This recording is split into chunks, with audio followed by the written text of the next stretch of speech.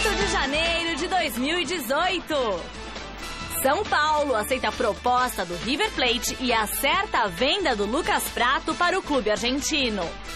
Na maior contratação da história do Barcelona, Felipe Coutinho assina contrato com o clube catalão até 2023. Com presenças de Borja e Guerra, Roger Machado segue pré-temporada na academia de futebol. E ainda, os gols pela Copinha de São Paulo e Corinthians. As últimas notícias do Santos e a gafe de Paulo Miranda durante a apresentação no Grêmio. Olá, boa noite. A era Lucas Prato no São Paulo chegou ao fim. A diretoria do Tricolor confirmou nesta segunda-feira a transferência do atacante para o River Plate numa negociação que envolveu 11,5 milhões de euros.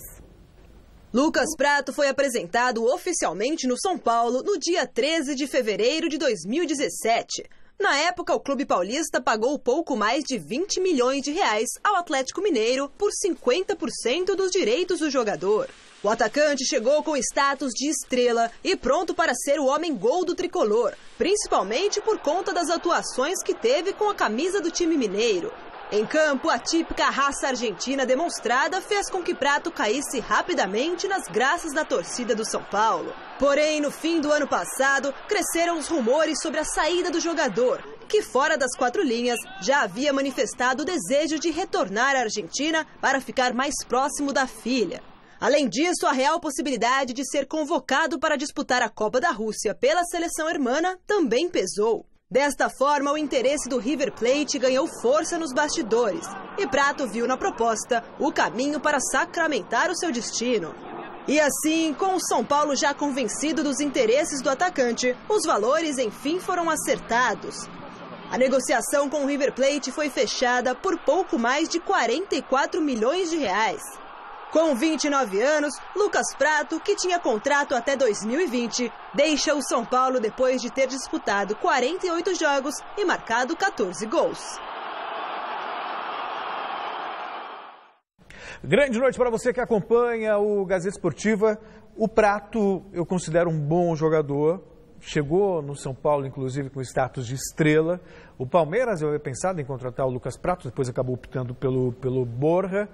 E para ter uma ideia do nível do Prato. Só que a performance dele no São Paulo foi aquém do que se esperava. Então, considerando a performance dele neste ano de São Paulo, a proposta que veio do River Plate para um jogador de 29 anos e o mais importante de tudo, o desejo do atleta de voltar para a Argentina. É muito complicado você ter num grupo alguém que não quer ficar, sabe? Que não está inteiro no projeto, que não está motivado para continuar. A motivação ela não precisa ser necessariamente profissional. O São Paulo é um grande clube, com a manutenção da base poderia até brigar por títulos nessa temporada, só que tem a questão familiar, a questão da filha, a questão de ser um país dele e para um time que vai disputar a Libertadores América. Então, por todo o conjunto da obra, é compreensível o desejo do Prato de ir embora. Além do mais, ele conseguiu que o River Plate pagasse um valor muito alto para um jogador de 29 anos. Quer dizer, então, o negócio eu entendo que foi bom para todo mundo. Foi bom para o São Paulo, que fez um dinheiro que dificilmente faria com o mesmo Prato, mesmo que ele ficasse até 2019, 2020. Ok, usufruir dos gols, teoricamente dos gols do Prato, mas recebeu uma boa quantia em dinheiro. O River Plate vai ter um artilheiro, um bom jogador para disputar a Libertadores América. E o Prato vai estar de volta à sua casa, próximo à família, com tudo para poder deslanchar. Nada como um jogador com a cabeça boa, isso para qualquer profissional, né? Está com a cabeça boa para desempenhar um bom trabalho. E o Prato tem agora essa chance. Garrafa, boa noite. Boa noite, Celso. Boa noite, Paulinha. Boa noite você acompanhando o Gazeta Esportiva. Na verdade, o Prato não vai deixar saudades para a torcida tricolor. Teve uma passagem muito discreta, chegou, é verdade, né, com uma contratação bombástica, era, como disse o Celso, jogador sondado por outros grandes clubes do Brasil, quando ainda estava no Atlético Mineiro, mas essa passagem no São Paulo, repito, não vai deixar saudades. Daqui a algum tempo, talvez nem se lembrem mais que o Prato um dia passou pelo São Paulo. E aí, a partir dessa situação, eu penso um pouquinho diferente do Celso. Eu entendo que a negociação foi muito boa pro São Paulo. Pro Prato, talvez possa ter sido boa. Vamos ver se ele vai realmente se engrenar, ter uma outra oportunidade em termos de seleção, que eu acho que, apesar do River estar na Copa Libertadores da América, é uma aposta que ele faz, mas é uma incógnita, se ele vai ou não virar. E para o River também é uma grande incógnita, não é? Quem garante que o Prato vai ser aquele Prato do Atlético Mineiro e não o Prato que foi do São Paulo? Então, nesse momento, se alguém, com certeza, a 100%, saiu em vantagem na negociação, foi o São Paulo pelo valor aferido. A gente torce para que o Prato possa se dar bem lá no River. Era um desejo do jogador e, é tipo assim, né? Falei aqui a semana passada. Coloca o lacinho e entrega. Pode mandar. E a enquete dessa segunda é ainda envolvendo o tricolor do Morumbi. Nós queremos saber o seguinte: contratar Diego Souza e vender Lucas Prato foi um bom negócio para o São Paulo? Sim ou não? Dê a sua participação pelo site gazetesportiva.com. Posso imaginar que o Garrafa acredita que sim, né? Imagino que sim, Celso, pelo seguinte aspecto, né? Porque o São Paulo pegou uma grana, vende um jogador que está embaixo, o Prato estava embaixo, e pega um jogador que está em alta. Né? E mais barato. E ainda é um jogador que tem sido aproveitado pelo Tite na seleção brasileira, um jogador que está numa crescente, um jogador que está motivado, não é? Fez essa troca porque queria vir para o São Paulo, tem uma possibilidade maior de render mais com uma equipe de maior qualidade do São Paulo em relação ao esporte, dar maior qualidade ao São Paulo, tendo como objetivo a Copa do Mundo. Eu acho que é por aí o caminho. Também acho. Foi um ótimo negócio, pelos valores envolvidos.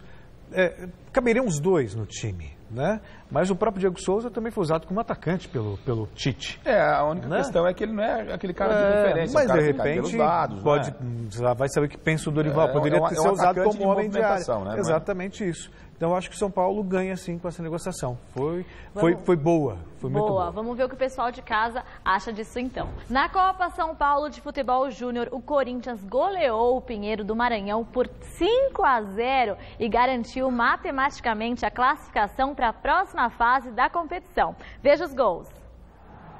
Em Araraquara, o Corinthians não tomou conhecimento da equipe do Pinheiro do Maranhão. Rafael Bilu fez o primeiro aos 26 minutos.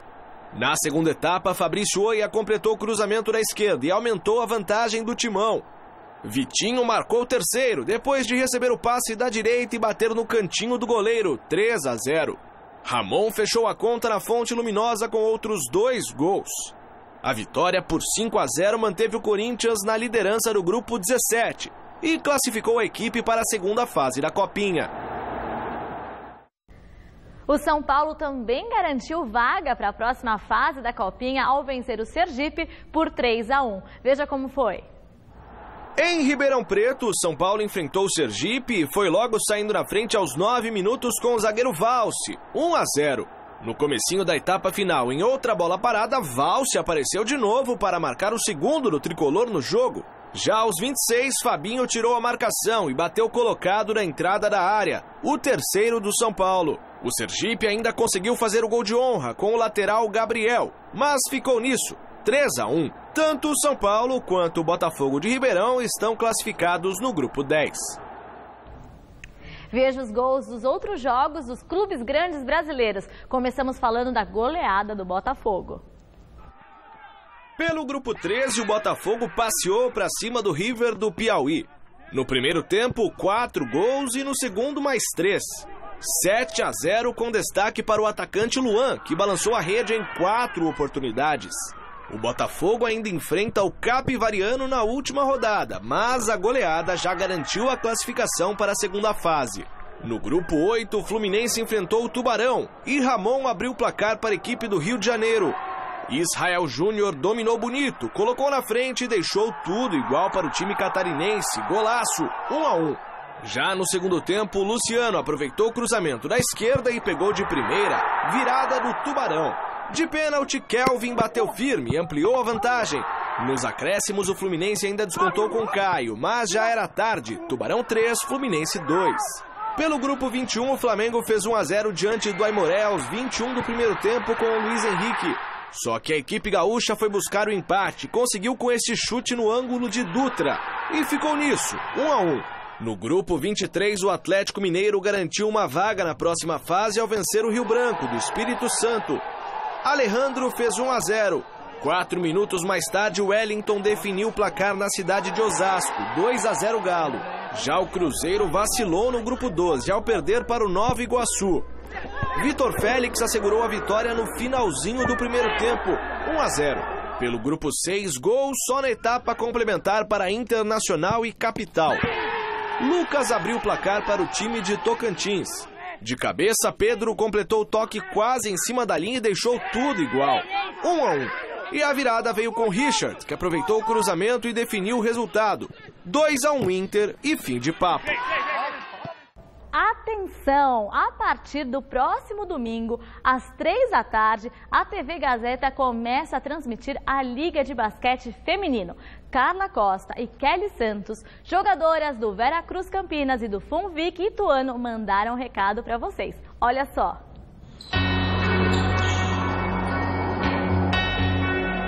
Meu nome é Carla Costa, sou ala.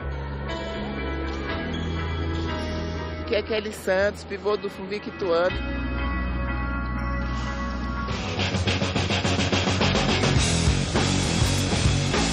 Domingo às 15 horas, no dia 14 de janeiro. Veracruz Campinas e Funvic Ituano. Conto com vocês, hein? Liga de Basquete Feminino é na Gazeta.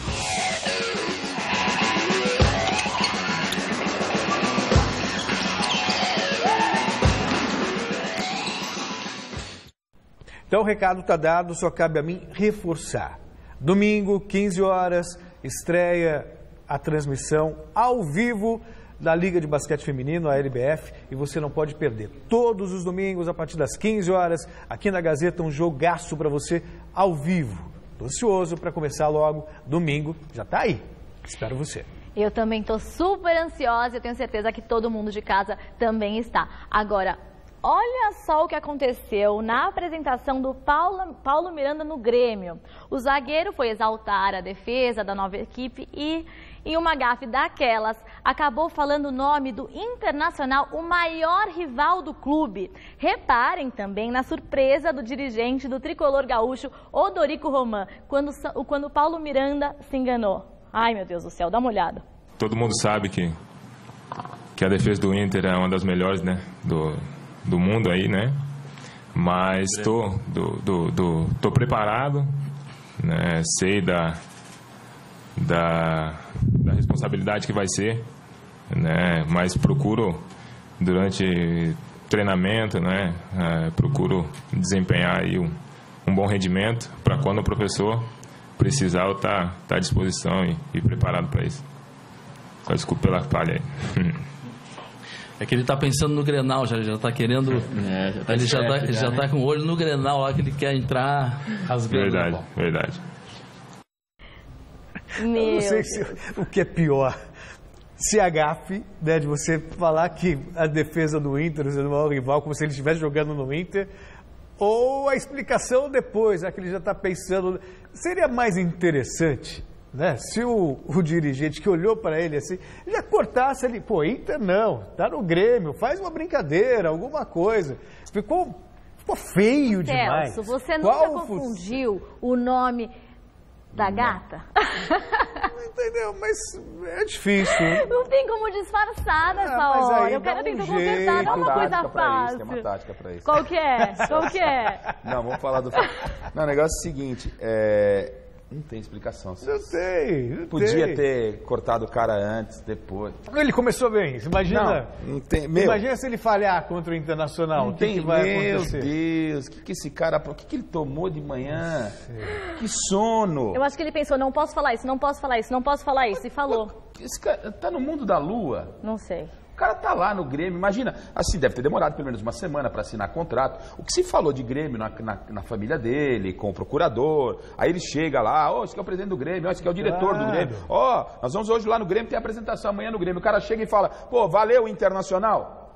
O cara vai dormir, acordar, pensar, não, foi só um pesadelo. Não, foi vida real. E aí eu não sei depois o que aconteceu, ele falou assim, desculpa a falha. Se ele tivesse saído ainda do Internacional, você fala, putz, foi ato falho. Entender, Claro. Meu, olha, sem palavras, hein? Não, é feio. Se tivesse o hábito de falar não, aqui no Inter. Bebeu alguma coisa. Não tá bem. Se pôr no doping, vai acusar. Não, e a cara do Se diretor, for pro doping, assim, né, acusa. olhando para ele, assim, foi... Para ali na hora, né? Inter não, vamos, sei lá, faz uma brincadeira, alguma coisa. Inter e Grêmio não tem brincadeira. Estarrecido. Acho que ele olhou assim, será que foi isso que eu vi? O diretor falou. Será que ele falou internacional? Ele se arrependeu mortalmente de ter contratado o cara. Ah, com certeza. Ele se arrependeu morto, ele falou, que bobagem que eu fiz. Foi um ótimo começo do Paulo Miranda. Ai, meu Deus do céu, tô passando mal.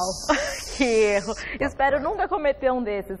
Bom, a Portuguesa do Rio de Janeiro é campeã da Copa Rubro-Verde. Depois de empatar com a Portuguesa de Desportos em 0-0, a Lusa Carioca levou a melhor na decisão por pênaltis e conquistou o título da competição.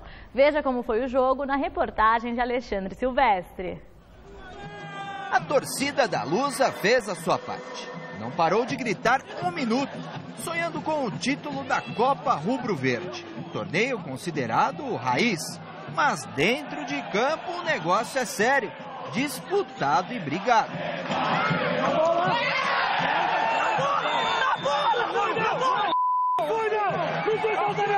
Em um aspecto, todos concordam.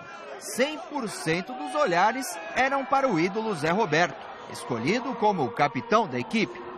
Contra a Portuguesa do Rio, o experiente jogador continuava da mesma maneira em campo, orientando, correndo, marcando e o dono da bola parada.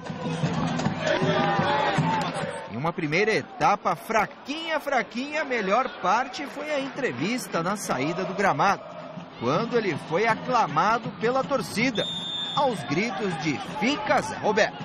Eu acho que esse carinho do torcedor não tem preço, né? A gente fica feliz. Sempre quando viemos jogar aqui no Canindé, sempre fomos muito bem recebidos. Eu espero contribuir dentro de campo. Depois de um segundo tempo sem grandes emoções, a decisão foi para os pênaltis. Brilhou a estrela do goleiro João, da Portuguesa, que defendeu 2 cobranças. Mesmo assim, com 3 penalidades desperdiçadas, Zé Roberto nem chegou a bater o que seria o 5º e decisivo pênalti. Deu Portuguesa Carioca, 3-1. Torneio montado para reerguer a Portuguesa e quem sabe levantar um caneco, mas no final tudo deu errado. E nesse momento delicado em que o clube vive uma grave crise financeira, não sobraram críticas da torcida. Olha, dá uma palavrinha rápida aqui pra gente.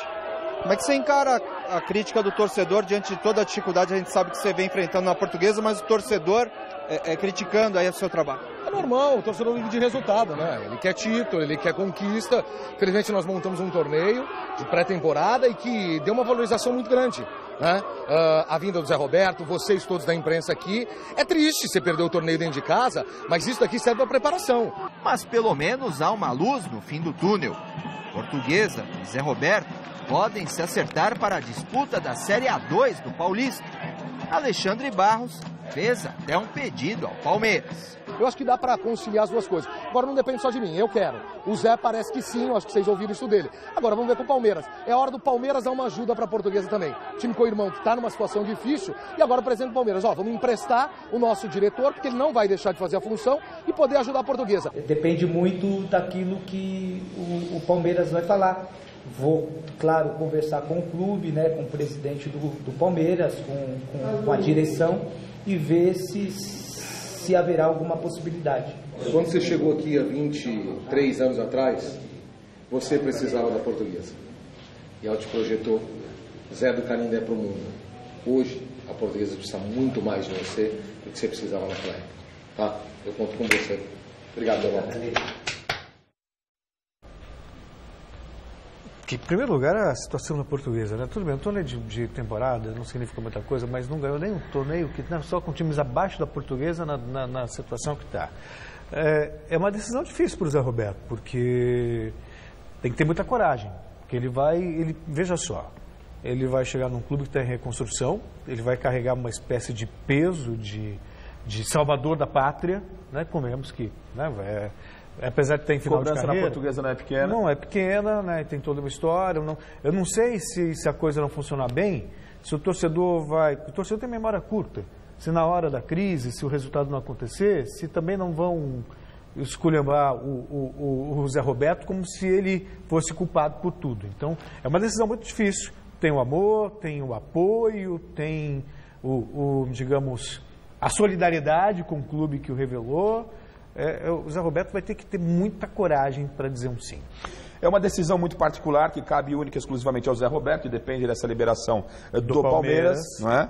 Então, a gente vai respeitar qualquer que venha a ser a decisão do Zé Roberto. Não entendo que seja muito legal esse apelo sentimental do presidente da Portuguesa em cima do Zé Roberto, porque a história do Zé Roberto, a gratidão que o Zé teve com a Portuguesa... Já expressou agora. Expressou agora, o carinho nas palavras, e não seria de outra forma daquilo que a gente conhece o Zé Roberto. E a gente lamenta, mesmo sendo um torneio amistoso, né? A Portuguesa jogando em casa tinha que ter feito ao máximo, apesar de ser um torneio preparatório, feito ao máximo para conquistar o título, deixou escapar. E aí, querendo ou não, o time já entra na competição que vai disputar. Pressionado, não é? De qualquer forma, vamos aguardar. E a torcida nossa é enorme, porque toda vez que a gente ouve falar da Portuguesa, vê o estádio do Canindé, a gente fica lembrando a força que tem essa camisa, a tradição que tem a Portuguesa. Os grandes craques que já jogaram, passaram pela Portuguesa. Hoje ela está numa situação muito difícil, não é uma culpa única e exclusiva dessa gestão, outras gestões por lá passaram e levaram a Portuguesa, lamentavelmente, a essa situação. A novela envolvendo Felipe Coutinho e o Barcelona finalmente chegou ao final feliz. O jogador foi oficialmente apresentado nesta segunda, depois de uma negociação que envolveu cerca de 160 milhões de euros, aproximadamente 621 milhões de reais. Foram meses de muitas especulações e conversas, mas enfim, Felipe Coutinho é oficialmente do Barcelona. Ao lado do presidente Josep Maria Bartomeu, o ex-jogador do Liverpool assinou contrato até 2023. A negociação pode render aos cofres do time inglês até 160 milhões de euros, quase 621 milhões de reais. Aliás, o Barça jamais havia pago tanto por um jogador. Por tabela, essa foi a maior venda da história do Liverpool. Em espanhol, o brasileiro falou em sonho realizado e fez questão de agradecer todo o esforço feito pelo Barcelona na sua contratação. Queria agradecer ao presidente por todo o esforço, a paciência que tuvo em meu caso, a todos os dirigentes que ajudaram neste processo. E, claro, estou muito contente, muito feliz de chegar aqui. É meu sonho, como he dicho, e espero no campo responder todas as expectativas. Gracias. Como de praxe, o novo reforço pisou no gramado do estádio Camp Nou, mas com uma camisa ainda sem numeração. No momento, apenas o número 24 está disponível, o qual é utilizado por reservas ou atletas da base. Mas Coutinho poderá herdar a camisa 7 ou 14, caso as possíveis saídas de Arda Turan e Mascherano sejam concretizadas. Sobre o novo reforço, Ernesto Valverde não poupou elogios. O técnico do Barcelona acredita que Coutinho poderá acrescentar muito ao time pelo fato dele fazer gols, dar assistências e por tudo aquilo que pode produzir no setor ofensivo. Destacou ainda a versatilidade do jogador e por isso espera tirar proveito disso em prol da equipe. Paulinho também falou sobre a chegada do novo companheiro de time. Um grande jogador de alto nível, de alta qualidade. E, como eu falei, tenho certeza que vai ajudar muito o Barcelona a conquistarmos aí os nossos objetivos. Apesar da ansiedade de todos e do próprio Felipe Coutinho pela estreia, o meia terá que esperar. Após exames realizados, foi constatada uma lesão muscular na coxa direita do brasileiro, que deverá ficar fora de ação por pelo menos 20 dias. Assim, é provável que o primeiro jogo de Coutinho pelo Barcelona seja no dia 28 de janeiro contra o Alavés em casa pelo Campeonato Espanhol. Pode ser mais uma espera, mas agora, com o fim da novela, com certeza valerá a pena esperar.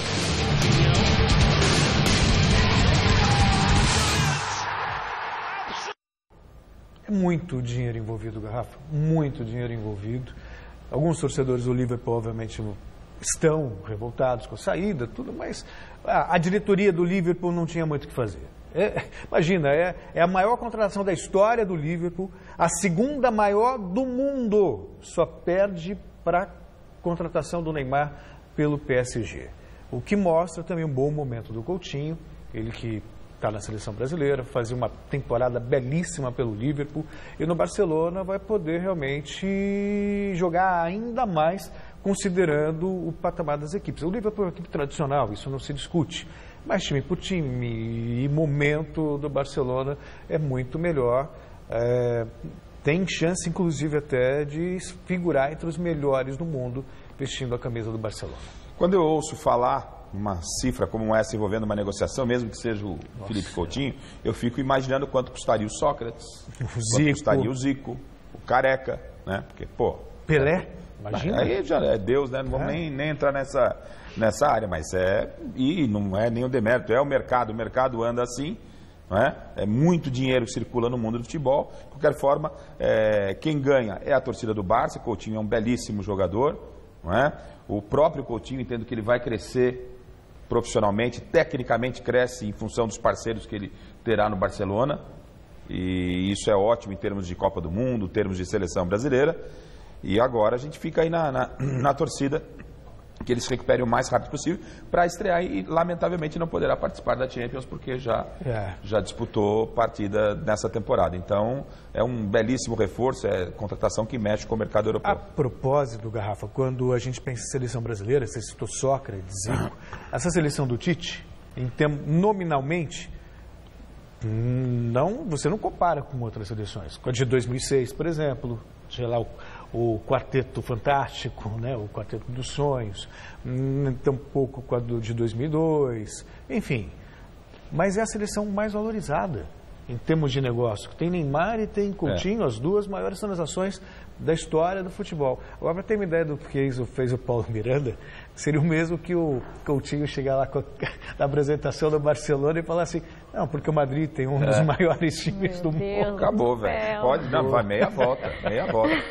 Agora vamos falar do futebol carioca. O treinador Reinaldo Rueda chegou hoje ao Flamengo, mas o seu futuro segue indefinido. O colombiano tem uma reunião marcada com a direção rubro-negra nessa segunda e adiantou em seu desembarque que existe apenas uma proposta da Federação Chilena, mas não há nada certo. Já a situação de Gustavo Scarpa foi mesmo para os tribunais. O atleta pede na justiça a rescisão unilateral de seu contrato com o Fluminense por atraso em seus salários e do não pagamento do 13º de 2016 e de 2017. Após a juíza do caso negar pela manhã a liminar que liberaria Scarpa e pedir mais informações ao atleta, a defesa do jogador agiu rápido e anexou os documentos exigidos pela magistrada. Com isso, uma nova decisão pode sair a qualquer momento, liberando ou não o atleta do vínculo com o clube carioca.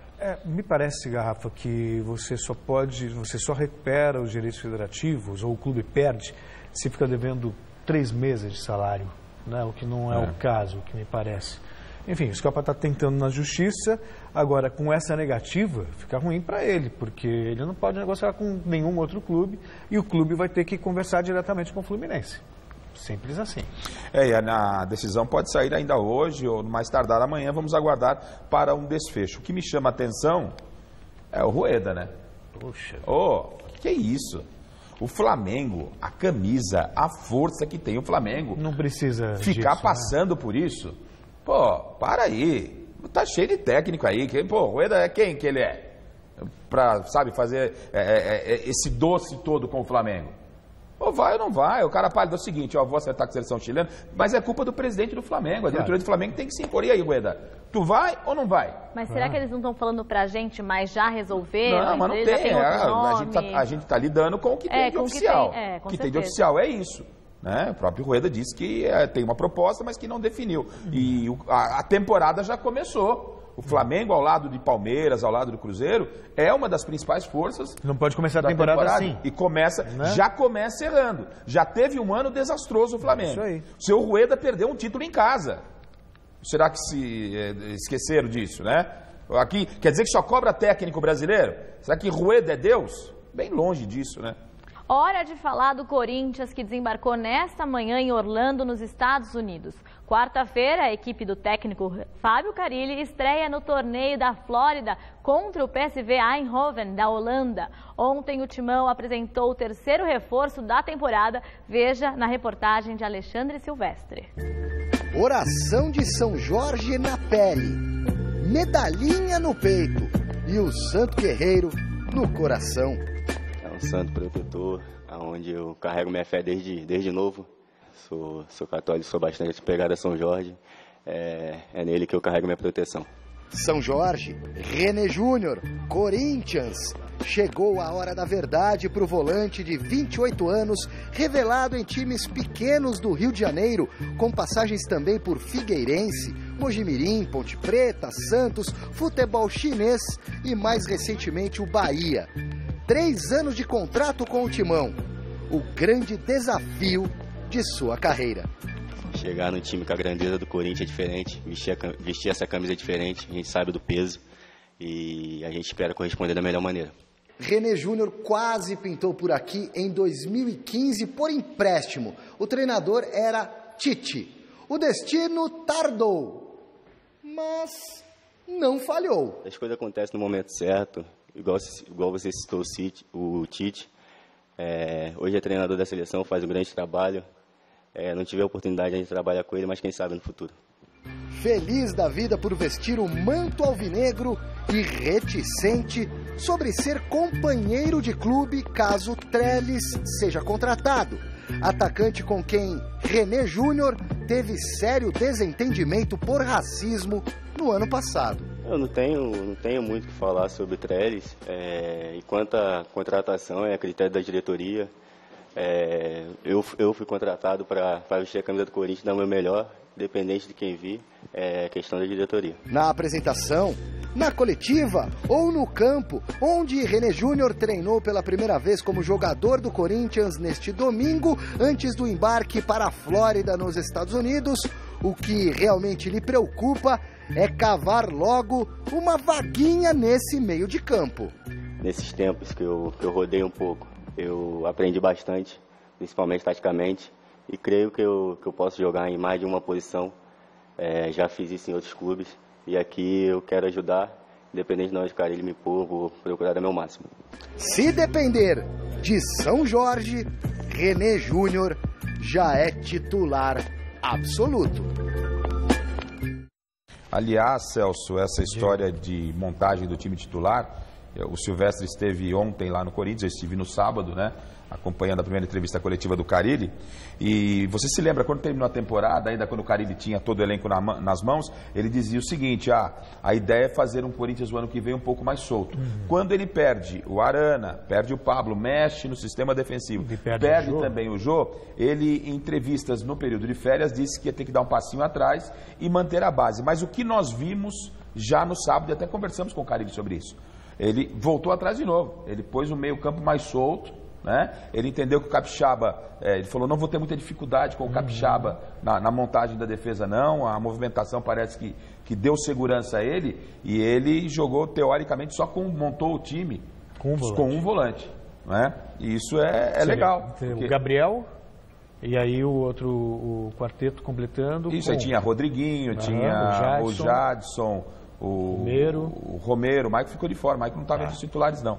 Ele deu, lógico, são experiências, claro, e será testado contra o PSV, mas de qualquer forma fica essa luz aí, e o Corinthians que quer o ceifador. Exatamente, informação até do colunista da GazeteEsportiva.com, o Bruno Voloch, de que o Corinthians tem uma reunião com o Fluminense e que os valores da proposta que o Corinthians tinha pelo ceifador ou o valor que o Fluminense pediu já foi aceito, então deve ter uma reunião para fechar negócio, e o Henrique ceifador, artilheiro do Campeonato Brasileiro ao lado do Jô, deve ser, portanto, o reforço do Corinthians para a temporada. O Corinthians está querendo um artilheiro, um 9, para o lugar do Jô, que na verdade vestia a 7, e aí esse nome deve ser o Henrique Dourado. Né? E o Carille confirmou que o Corinthians ainda corre atrás de um atacante e de um zagueiro. O atacante pode ser o Henrique Dourado, e aí para a zaga fica ainda essa vaga em aberto. E agora vamos voltar a falar do São Paulo, que perdeu o argentino Lucas Prato para o River Plate, mas acertou a contratação do meio-atacante Diego Souza para a temporada de 2018. O repórter Jonas Campos tem as informações do tricolor. Segunda-feira movimentadíssima aqui no São Paulo, a começar pelo Profeta Hernanes, jogador que na última sexta-feira já havia se despedido aqui do tricolor e hoje soltou um vídeo confirmando que de fato permanecerá no futebol chinês. Olá rapaziada, bom dia, tudo bem? Aqui já na Espanha, primeiro dia de treino. Como sabíamos, era difícil qualquer tipo de conversa e agora tenho que seguir por aqui. Mais uma vez, queria agradecer a todas as homenagens. Curti bastante foto ontem, com as homenagens, com as frases, com as mensagens de carinho de vocês. Então, muito obrigado realmente de coração, viu? E tamo junto. E é isso aí. Aí, ó. Ni hao. Ni hao. Como já mostramos no Gazeta Esportiva, a saída do atacante Lucas Prato para o River Plate da Argentina também foi confirmada nesta segunda-feira. A venda do jogador está fechada em 11,5 milhões de euros, o equivalente a 44,5 milhões de reais. E o São Paulo, que é dono de 50% dos direitos econômicos do jogador, leva a bolada de 22,2 milhões de reais. Por outro lado, tem reforço na área. Ontem o São Paulo oficializou a contratação do meio-atacante Diego Souza, jogador que pode atuar no meio-campo, pode jogar também como centroavante. Ele já desembarcou aqui na capital paulista e deve ser apresentado aqui no CCT da Barra Funda nos próximos dias. Diego Souza até já mandou um recado para a torcida são paulina, olha só. Alô, torcida do São Paulo, dizer que eu estou chegando, muito feliz e que 2018 possa ser maravilhoso para todos nós. Gostaria de agradecer também ao presidente Leco, ao Raí, pelos esforços que fizeram junto do Alexandre Pássaro. Então, dizer para vocês que aguarde, está chegando. Diego Souza é o segundo reforço do São Paulo para a temporada. Ele se junta ao goleiro Jean, que veio do Bahia, mas a diretoria tricolor segue em busca de novos jogadores. Gustavo Scarpa segue sendo um nome forte por aqui. E o Robinho, atacante que estava no Atlético Mineiro, foi oferecido ao clube. É um jogador que agrada a comissão técnica, já trabalhou com o técnico Dorival Júnior, mas ainda gera algumas dúvidas por parte da diretoria são paulina. Entre idas e vindas, o São Paulo começa a semana movimentado no mercado. Do CCT da Barra Funda, Jonas Campos para o Gazeta Esportiva. Ô, Garrafa, essa condenação do Robinho na Itália que está pegando, está incomodando, né? Não é só talvez a questão ética, mas o que isso pode gerar também em torno de problemas, né? De o Robinho ter que se apresentar à Itália, enfim. Está todo mundo vendo com muito cuidado essa situação do Robinho. Sobre o Lucas Prato, o próprio Jonas informou a nossa produção, teve coletivo do Raí, do Prato, e que o Prato mais uma vez ratificou que o desejo dele de voltar para a Argentina é justamente o fato de poder estar perto da filha e convenhamos, eu acho isso legítimo e não deve ser fácil, né, para um pai ficar tanto tempo longe do filho, e ele já ficou uma temporada toda aqui no Brasil, é complicado. Bom, claro, né, que tem esse apelo e a gente respeita, mas não me parece que isso tenha sido decisivo. Se bem que ele já estava um bom tempo também no Atlético Mineiro. Né? Isso é um processo natural na vida de um jogador de futebol de alto nível. É natural. É incômodo, mas é natural. Em tudo na vida você tem prós e contras, tem as suas perdas também. De qualquer forma, o Prato segue o destino dele, o São Paulo está bem servido com o Diego Souza, me agrada bastante e me agradaria, para agitar um pouco o mercado, Robinho no São Paulo seria legal. Eu acho que poderia dar um caldo aí, São Paulo, sabe? Pô, Diego Souza, Robinho, aí põe essa garotada aí, o São Paulo precisa dar uma chacoalhada, porque perdeu a grande referência, a grande estrela. A torcida do São Paulo passou um ano muito ruim, e não só o ano passado, né? Nos últimos anos o São Paulo tem brigado, por incrível que pareça, para fugir de rebaixamento. Então, para dar uma levantada no astral, acho que seria bem legal o Robinho, acho que poderia ser útil ao lado do Diego Souza. E no Palmeiras, o técnico Roger Machado segue fazendo o grupo trabalhar forte nessa pré-temporada. As informações do Verdão com o repórter Osmar Garrafa. Apesar do dia chuvoso que fez hoje na cidade de São Paulo, os jogadores do Palmeiras não tiveram moleza e já se movimentaram com bola na academia de futebol. Com pouco tempo para trabalhar nessa pré-temporada, o técnico Roger não quer perder um dia de treinamento a fim de ajustar a equipe, que já na quinta-feira da outra semana estreia no Campeonato Paulista enfrentando o Santo André em casa. A preocupação do treinador é entrosar o mais rápido possível os reforços que chegaram com os jogadores que já estavam por aqui. Só lembrando que até esse momento, 5 novos atletas estão passando por esse processo de adaptação. Os laterais Marcos Rocha e Diogo Barbosa, o zagueiro Emerson Santos, o goleiro Everton e o meia Lucas Lima.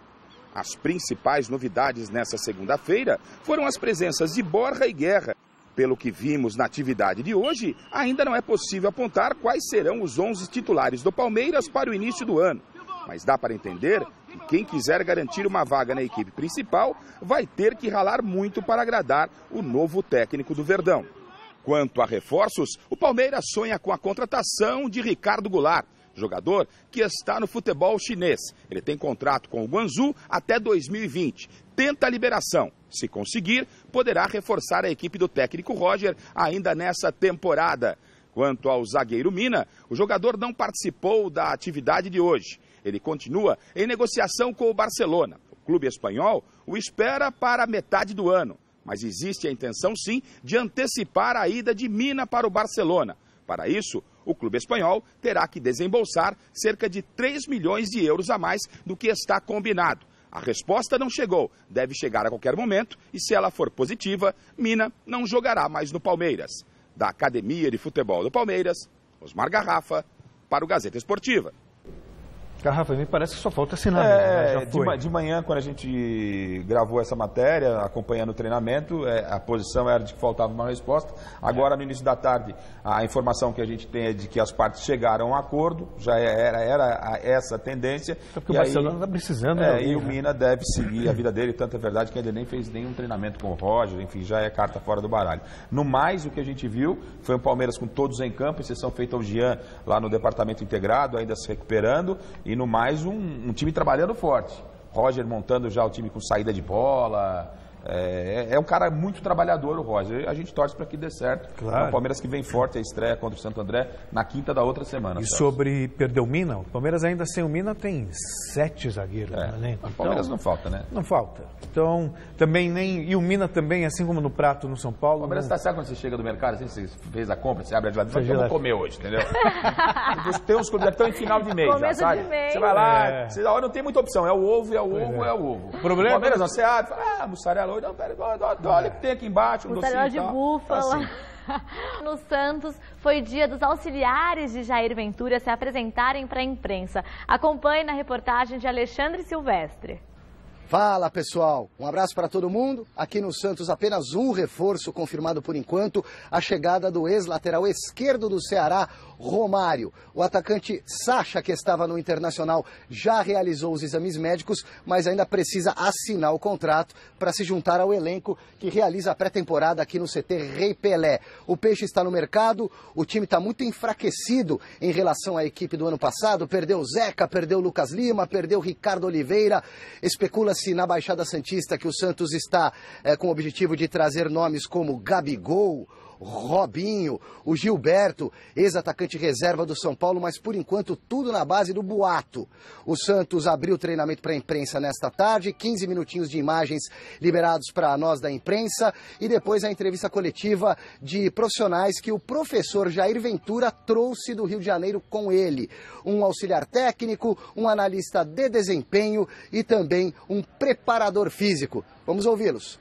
Pelo trabalho que vocês três realizam, qual a influência sobre o Jair na escalação do time? Eu, como auxiliar, desde o primeiro momento, eu falei para o Jair que eu trabalharia em 3 pilares. Primeiro, jamais atrapalhar. Segundo, estar sempre disponível. E terceiro, marcar a minha opinião sempre que for consultado. Ele escuta muito a gente e toma a decisão que ele acha correta. Ele que toma a última decisão, né? Mas ele consulta a gente também para saber, mas a última opinião é a dele. E meu trabalho é fornecer o máximo de informação possível para facilitar a tomada de decisão do Jair em todos os momentos do trabalho. Amanhã, no dia de Urbano Caldeira, que empresta o nome à Vila Belmiro, o novo presidente do Santos conversa com a imprensa lá no Estádio do Peixe, aqui na Baixada Santista, e certamente a gente vai poder abordar com ele esses possíveis reforços do Santos para 2018. Ó, Garrafa, estou com uma certa expectativa aí no trabalho do Jair, né, pelo que ele fez no Botafogo. Você vê, né, os clubes de São Paulo apostando em... Tirando São Paulo, que já tinha o Dorival, né, o Carille, que a gente sabe que começou lá de baixo, o Santos de Aventura, um técnico novo, o Palmeiras com o Roger, outro técnico novo, e acho que vão obter êxito com esse treinador. Claro, só um pode ser campeão, né, em determinados torneios, mas eu vejo com bons olhos. A gente torce muito para que o Jair possa realmente continuar nessa crescente dentro da carreira. Mas ainda insisto, a gente sabe que a diretoria do Santos está trabalhando, é uma diretoria nova, mas precisa se movimentar, se coçar, porque não adianta. O Jair, além de ser um técnico novo, pelo que me consta, não fez nenhum milagre. Né? Assim, não tem nenhuma canonização, nada desse tipo em vista para ele. Né? Ele é um técnico de futebol. E com o time que o elenco que tem o Santos, com a perda de vários atletas, o Santos passa por dificuldade e isso pode refletir e respingar no treinador. Alguém pode esperar no mínimo um Santos competitivo, é o que a gente esperava já com o Corinthians no ano passado. E vamos agora ao resultado da nossa enquete. A pergunta que a gente fez no começo do programa era a seguinte: contratar Diego Souza e vender Lucas Prato foi um bom negócio para o São Paulo? E a maioria respondeu que sim, com 68% dos votos, assim como vocês mesmos falaram. Isso aí, tá vendo? Dessa vez o povo tá com a gente. Dessa vez, muitas vezes. Desde 2018 o pessoal tá com vocês, hein? É isso aí. Agora o programa de hoje fica por aqui. A homenagem que vamos fazer essa noite vai para Elvis Presley, rei do rock, que completaria nessa segunda-feira 83 anos, se estivesse vivo. Um beijão, boa noite. Tchau. Tchau, até mais. Daqui a pouco no Jornal da Gazeta.